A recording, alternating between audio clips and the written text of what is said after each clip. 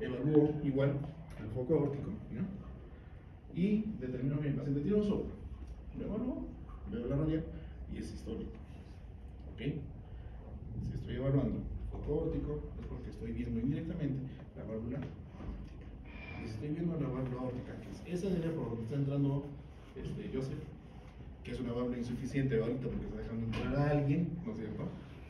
Ahora ya es competente, porque ya el que tenía que entrar, entró y se va a sentar.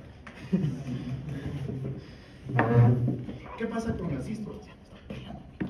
Todos los que han entrado empiezan a salir, producto de la contracción de las paredes del ventriculo. Esta se cierra, normalmente, y la aórtica se abre. ¿Ok? Eso es lo normal. Pero ¿qué pasa si es el aparato valvular ahora? ¿Okay? Lo normal es que las valvas estén cerradas.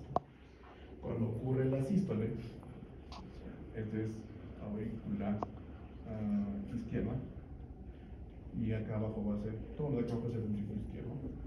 ¿Ya? Eso es lo normal. Cuando ocurre la sístole, aparato valvular, las valvas se abren y permiten el paso de sangre.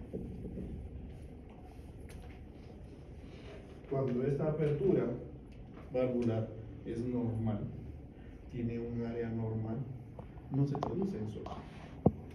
El soplo se da cuando el aparato valvar tiene una estenosis o una disminución en el volumen que sale del ventrículo izquierdo hacia el lado. ¿Ok? Este flujo